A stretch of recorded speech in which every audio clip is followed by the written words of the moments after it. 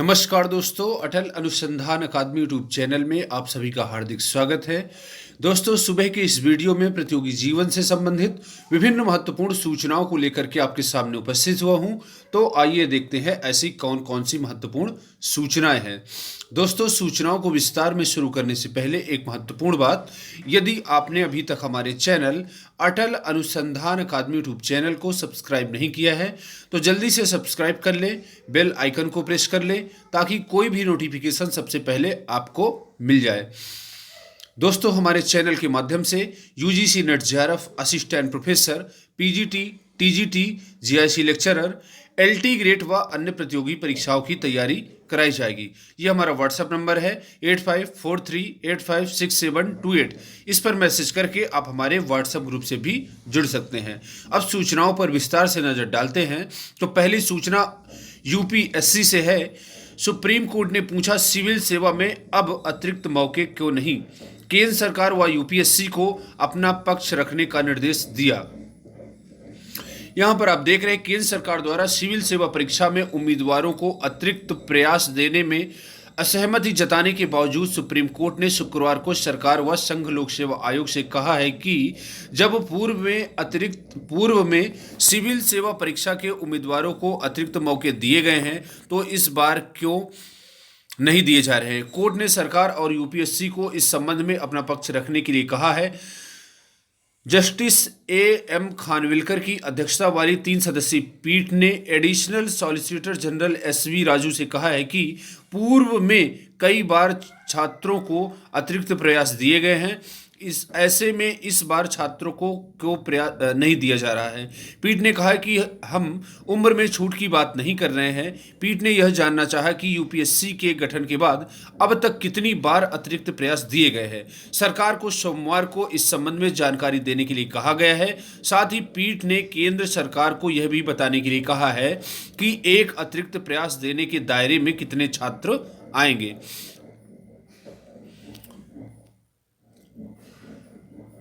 इसके बाद अगली खबर है, 53,000 आंगनवाड़ी कार्यकर्ताओं की होगी भर्ती। प्रदेश सरकार ने बाल विकास सेवा एवं पुष्टाहार विभाग में आंगनवाड़ी कार्यकर्ता, मिनी आंगनवाड़ी कार्यकर्ता और सहायिकाओं के 53,000 से अधिक पदों पर भर्ती का रास्ता साफ कर दिया है। सरकार ने इन पदों पर भर्ती के लिए नए सिरे से चयन प्रक्रिया का निर्धारण कर दिया है। सरकार ने शुक्रवार को इस आशय से आदेश जारी कर दिया है। अब जल्द ही बाल विकास सेवा एवं पुष्टाहार विभाग इन पदों पर भर्ती की प्रक्रिया शुरू करेगा। दरअसल विभाग में करीब 53,000 पद रिक्त चल रहे हैं। सरकार पिछले काफी समय से चयन प्रक्रिया का प्रारूप तय करने में जुटी थी। इस कारण रिक्त पदों पर भर्ती नहीं हो पा रही थी। अब विभाग ने इसका निर्धारण कर लिया है। बाल विकास सेवा एवं पुष्टाहार विभाग की अपर मुख्य सचिव एस राधा चौहान ने शुक्रवार को चयन प्रक्रिया का आदेश जारी कर दिया है। इसके अतिरिक्त अब सभी जिलों में डीएम की देखरेख में गठित चयन समिति इन पदों पर भर्ती करेगी। निदेशक जल्द ही जिलेवार रिक्तियों का ब्यौरा डीएम को उपलब्ध करा देंगे। चयन समिति की संस्तुति के बाद डीएम के अनुमोदन के बाद भर्ती प्रक्रिया पूरी मानी जाएगी। डीएम की देखरेख में गठित होने वाली चयन समिति में जिले में तैनात समूह का व खास संवर्ग की महिला अफसर सदस्य रहेंगी।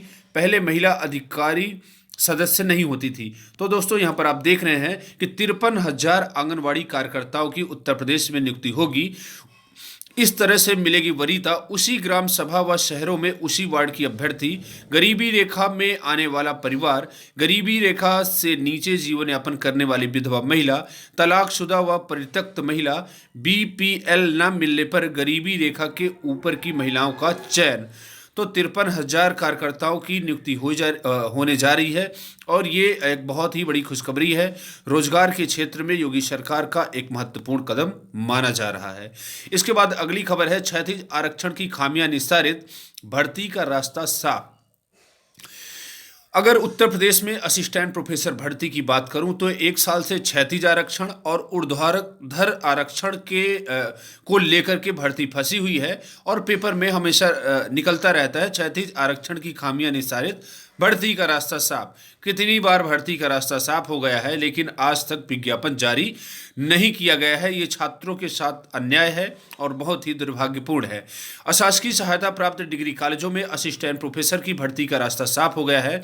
उच्च शिक्षा निदेशालय ने लंबी कवायद के बाद क्षैतिज आरक्षण की खामियों को दूर कर दिया है। निदेशालय 1 फरवरी को 2016 पदों की भर्ती के लिए उत्तर प्रदेश उच्चतर शिक्षा सेवा आयोग को नए सिरे से अध्याचन भेजेगा।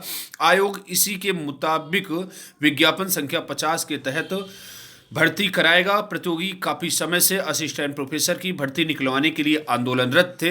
प्रदेश के एडेड डिग्री कॉलेजों में अभी असिस्टेंट प्रोफेसर के करीब 4500 पद खाली हैं।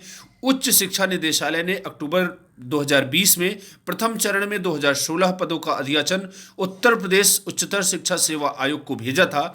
निदेशालय ने शासन के मार्गदर्शन में क्षैतिज आरक्षण की स्थिति स्पष्ट कर दी है।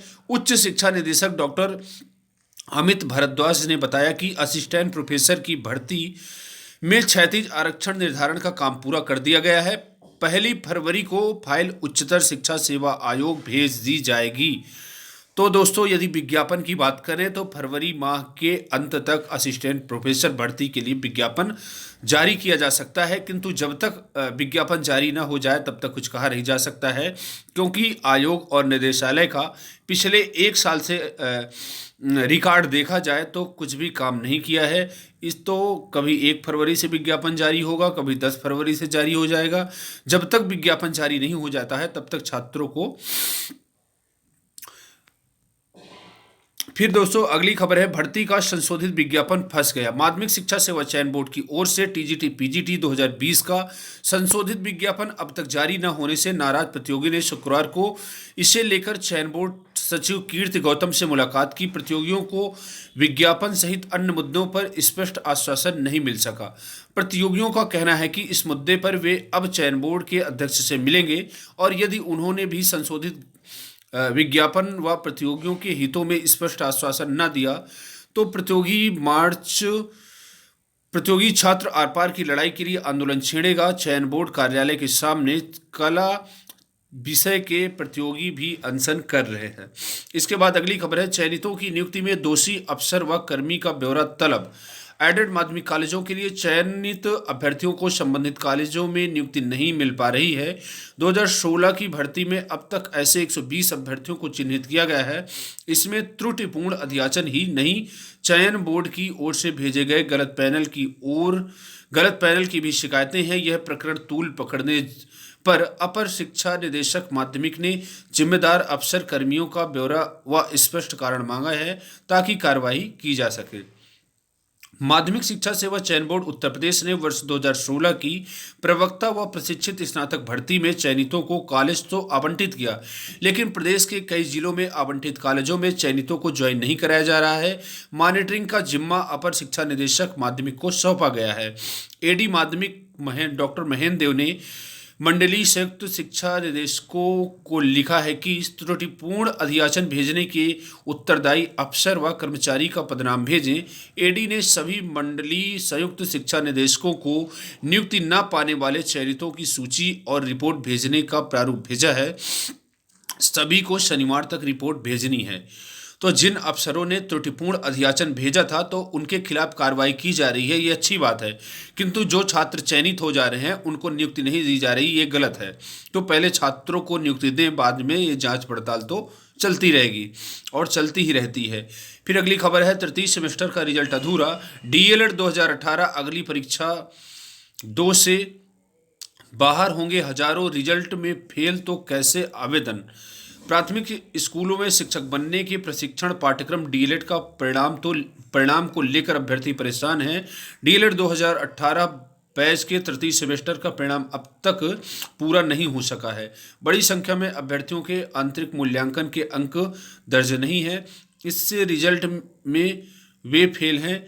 रिजल्ट दुरुस्त न होने से वे 2 फरवरी से होने वाली परीक्षा के लिए आवेदन नहीं करा पा रहे हैं। इसके बाद अगली खबर है, ACF RFO 2020 की मुख्य परीक्षा 13 से। ACF RFO यानी सहायक वन संरक्षण क्षेत्रीय वन अधिकारी सेवा 2000 की मुख्य परीक्षा 13 फरवरी से होगी। यह परीक्षा प्रयागराज के केंद्रों पर 13 दिनों तक चलेगी। उत्तर प्रदेश लोक सेवा आयोग ने शुक्रवार को परीक्षा का विस्तृत कार्यक्रम जारी कर दिया गया है। इसके बाद अगली खबर है, मुक्त विश्वविद्यालय में पीएचडी प्रवेश परीक्षा आज। उत्तर प्रदेश राजर्षि टंडन मुक्त विश्वविद्यालय में 12 साल के लंबे इंतजार के बाद नए शैक्षणिक सत्र 2020-21 में पीएचडी में दाखिले के लिए शनिवार को मुख्य परिसर में ऑफलाइन मोड में प्रवेश परीक्षा होगी। प्रवेश परीक्षा सुबह 11 से 12:30 तक ऑफलाइन मोड में कराई जाएगी। शुक्रवार को खुद कुलपति प्रोफेसर कामेश्वर नाथ सिंह ने तैयारियों का जायजा लिया है। इसके बाद अगली खबर है, साल में 2 बार होगी इंटर व हाई स्कूल की परीक्षाएं। यूपी बोर्ड की हाई स्कूल व इंटरमीडिएट की परीक्षाएं अब साल में 2 बार होंगी। वर्ष 2023 से बोर्ड परीक्षार्थियों को यह मौका दिया जाएगा। साल में 2 बार बोर्ड परीक्षा होने से विद्यार्थियों को ऐसे विषयों में नंबर बढ़ाने का मौका मिलेगा जिनमें कम अंक मिले हैं। तो दोस्तों, ये हाई स्कूल और इंटरमीडिएट छात्रों के लिए बहुत ही बड़ी खबर है और ऐसे में परीक्षाएं थोड़ा सा सरल हो जाएगी, छात्रों का बोझा और थोड़ा सा हल्का हो जाएगा। फेल होने की जो स्थितियां हैं वो और भी कम हो जाएंगी। विश्वविद्यालयों और कॉलेजों को मार्च से खोलने की तैयारी। केंद्रीय शिक्षा मंत्रालय और यूजीसी ने रणनीतिक योजना पर शुरू किया काम। राज्यों से भी मांगे सुझाव। कोरोना महामारी के ठीक होते हालात को देखते हुए अब विश्वविद्यालयों और कॉलेजों को भी खोलने की तैयारी शुरू हो गई है। फिलहाल इन्हें 10 मार्च से खोले जाने की योजना बनाई गई है।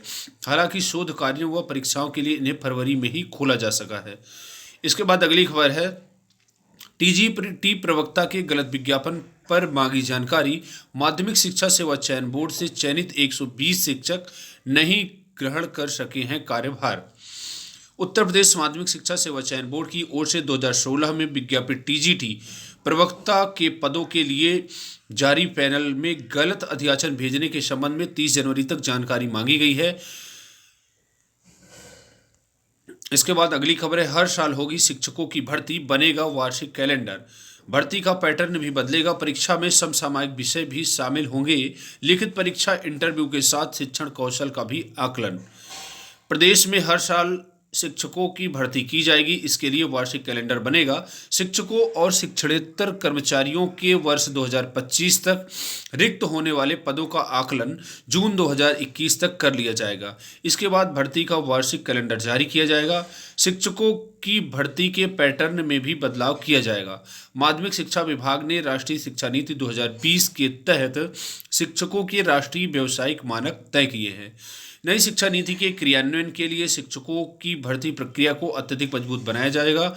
लिखित परीक्षा और साक्षात्कार के साथ उनमें शिक्षण के कौशल को भी आकलन किया जाएगा। रिक्त पदों की गणना के लिए तकनीकी आधारित व्यवस्था की जाएगी। मानव संपदा पोर्टल के माध्यम से 2025 तक होने वाली शिक्षकों और शिक्षणेतर कर्मचारियों की रिक्तियों की गणना जून 2021 तक की जाएगी। उसके बाद चयन करने वाली संस्था को समय समय पर प्रस्ताव भेजा जाएगा। टीटी के लिए माध्यमिक शिक्षा परिषद और परीक्षा नियामक प्राधिकारी के बीच समन्वय के लिए 2021-22 की रूपरेखा तय की जाएगी। वर्तमान में सहायता प्राप्त माध्यमिक विद्यालयों में रिक्त पदों पर चल रही भर्ती की प्रक्रिया अप्रैल 2021 तक पूरी किया जाएगा। इसके बाद दोस्तों अगली खबर है, 5 फरवरी से 9वीं व 11वीं के छात्रों के लिए भी खुलेंगे स्कूल। सिसोदिया। तो ये खबर दिल्ली से है और दिल्ली में जो स्कूल हैं 5 फरवरी से खोले जाएंगे। इसके बाद अगली खबर है, ऑनलाइन नियुक्ति पत्र से स्कूलों में नहीं मिल रही तैनाती। 3 महीने से तैनाती के लिए भटक रहे हैं नवनियुक्त शिक्षक। जिन नवनियुक्त शिक्षकों को स्कूल में तैनाती नहीं मिल पाई है उनके लिए शासन में कार्रवाई चल रही है। उन्हें जल्द नियुक्ति दी जाएगी। डॉक्टर दिनेश शर्मा, उप मुख्यमंत्री उत्तर प्रदेश। माध्यमिक शिक्षा विभाग में लोक सेवा आयोग से चयनित सहायक अध्यापकों को ऑनलाइन नियुक्ति और पद स्थापन आदेश जारी करने के 3 महीने बाद भी स्कूलों में तैनाती नहीं मिली है। करीब 2 दर्जन शिक्षक 3 महीने से तैनाती के लिए जिलों से लेकर निदेशालय और शासन के चक्कर काट रहे हैं। इसके बाद अगली खबर है, 9वीं की अर्धवार्षिक परीक्षाएं 20 मार्च से, 11वीं की 1 अप्रैल से। पूर्व में अतिरिक्त मौके दिए तो इस बार क्यों नहीं। सिविल सेवा परीक्षा सुप्रीम कोर्ट ने केंद्र व यूपीएससी को रुख स्पष्ट करने को कहा है। 69,000 शिक्षक भर्ती की ये खबर है। अधिक अंक वालों को वरीयता का जिला न देने पर जवाब तलब। 69,000 सहायक अध्यापक भर्ती में चयनित अभ्यर्थियों को वरीयता का जिला आवंटित न करने पर इलाहाबाद हाई कोर्ट ने प्रदेश सरकार और बेसिक शिक्षा परिषद से जवाब तलब किया है। कोर्ट ने कहा है कि याची को आवंटित किया गया जिला और विद्यालय इस याचिका के अंतिम निर्णय पर निर्भर करेगा। इसके बाद अगली खबर है, आर्थिक सर्वेक्षण विकास दर 11% रहने का अनुमान। केंद्र सरकार ने नए कृषि कानूनों को किसानों व देश की अर्थव्यवस्था के लिए फायदेमंद बताते हुए शुक्रवार को आर्थिक सर्वेक्षण में दावा किया कि इससे बाजार की आज़ादी का नया दौर शुरू होगा। वित्त मंत्री निर्मला सीतारमण द्वारा शुक्रवार को संसद में पेश सर्वेक्षण के मुताबिक वित्त वर्ष 2021-22 में देश की अर्थव्यवस्था में तेज गति से सुधार होगा। इसमें विकास की दर 11% रहने का अनुमान जताया गया है। वित्त मंत्री 1 फरवरी को संसद में आम बजट पेश करेंगी। इसके बाद चयन प्रक्रिया तय न होने से नहीं हो रही थी आंगनवाड़ी की भर्तियां। अब जिले में 53,000 आंगनवाड़ी कार्यकर्ताओं की उत्तर प्रदेश में भर्तियां शुरू की जाएंगी। इसके बाद 2021 सत्र से 4 वर्षीय डिग्री प्रोग्राम की होगी पढ़ाई। जवाहरलाल नेहरू विश्वविद्यालय अगले शैक्षणिक सत्र 2021-22 से 4 वर्षीय डिग्री प्रोग्राम में पढ़ाई का मौका भी देगा। नई शिक्षा नीति 2020 के तहत अगले शैक्षणिक सत्र से बहुविषयक पाठ्यक्रम की पढ़ाई भी शुरू होगी। खास बात यह है कि 3 वर्षीय डिग्री प्रोग्राम तो चलता रहेगा, इसके साथ 4 वर्षीय डिग्री प्रोग्राम भी शुरू करने की तैयारी है। हर साल होगी शिक्षकों की भर्ती, परीक्षा का पैटर्न भी बदलेगा, पाठ्यक्रम में समसामयिक विषय शामिल होंगे। तो दोस्तों, ये छात्रों के लिए बहुत ही बड़ी खबर है। प्रदेश में हर साल शिक्षकों की भर्ती की जाएगी। इसके लिए वार्षिक कैलेंडर बनेगा। शिक्षकों और शिक्षणेतर कर्मचारियों के 2025 तक रिक्त होने वाले पदों का आकलन जून 2021 तक कर लिया जाएगा। तो जितने पद 2025 तक में खाली हो सकते हैं, उनकी भर्ती प्रक्रिया 2021 से ही शुरू कर दी जाएगी। इसके बाद अगली खबर है, हर सवाल के जवाब पर नया सवाल, उलझे अभ्यर्थी। पीसीएस 2019 के इंटरव्यू, महिला यौन शोषण, जेएनयू, कृषि समेत कई मुद्दों पर परखी गई क्षमता। ये सवाल पूछे गए थे। विशाखा गाइडलाइन क्या है, एमपी की महत्वपूर्ण योजनाएं बताइए, आप कौन से पेपर पढ़ते हैं, राज्य सूची, समवर्ती सूची, केंद्र सूची के बारे में बताइए। अकबर का बेटा बाबर था या बाबर का बेटा अकबर। 1526 के युद्ध को क्या बोलते हैं। इतिहास में मुगल कब भारत आए। आपका विषय क्या है और इंटरव्यू किस भाषा के माध्यम से देना चाहते हैं। ऐसे प्रश्न पीसीएस 2019 के साक्षात्कार में पूछे गए थे। एसीएफ आरएफओ मेंस 13 फरवरी से उत्तर प्रदेश लोक सेवा आयोग ने जारी किया मुख्य परीक्षा का कार्यक्रम। तो दोस्तों, ये थी आज की महत्वपूर्ण खबरें। आज के लिए बस इतना ही। मिलते हैं नेक्स्ट वीडियो में। पूरा वीडियो देखने के लिए बहुत बहुत सा धन्यवाद। यदि वीडियो आपको अच्छा लगा हो, वीडियो को लाइक करिए, सब्सक्राइब करिए व अधिक से अधिक लोगों के बीच में शेयर करिए। धन्यवाद।